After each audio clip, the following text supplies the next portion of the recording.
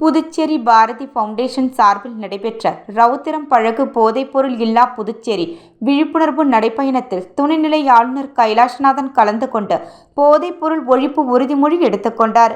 பல்வேறு பள்ளிகளைச் சேர்ந்த நாட்டு நலப்பணி திட்ட மாணவர்கள் போதைப்பொருள் ஒழிப்பு குறித்த விழிப்புணர்வு ஏற்படுத்த நடைப்பயணம் மேற்கொண்டனர். இந்நிகழ்ச்சியில் பேசிய துணைநிலை ஆளுநர், நாம் ஒரு ஆபத்தான சூழ்நிலையில் இருக்கிறோம். புதுச்சேரியில் குறிப்பாக அரசு பள்ளிகளில் 23 விழுக்காடு மாணவர்கள் போதை பழக்கத்திற்கு ஆளாகி இருக்கிறார்கள் என்று ஒரு கணக்கெடுப்பு சொல்லுகிறது. பெற்றோர்களும் தங்கள் குழந்தைகளை பற்றி வெளியே சொல்ல முடியாமல் தவிக்கிறார்கள். போதைப்பொருள் விற்கும் ஆசாமிகளை காவல்துறை கடுமையாக ஒடுக்கும்.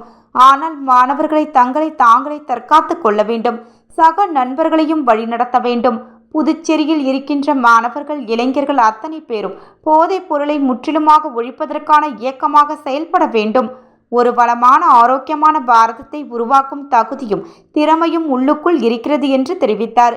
இந்நிகழ்ச்சியில் சட்டமன்ற உறுப்பினர் திரு ராமலிங்கம், புதுச்சேரி காவல்துறையின் தலைமை காவல் ஆய்வாளர் திரு சத்யசுந்தரம், சென்னை போதைப்பொருள் ஒழிப்பு பிரிவின் கூடுதல் டிஜிபி திரு தீபக் கௌஷிக், பாரதி ஃபவுண்டேஷன் செயல்பாட்டாளர்கள் கலந்து கொண்டனர்.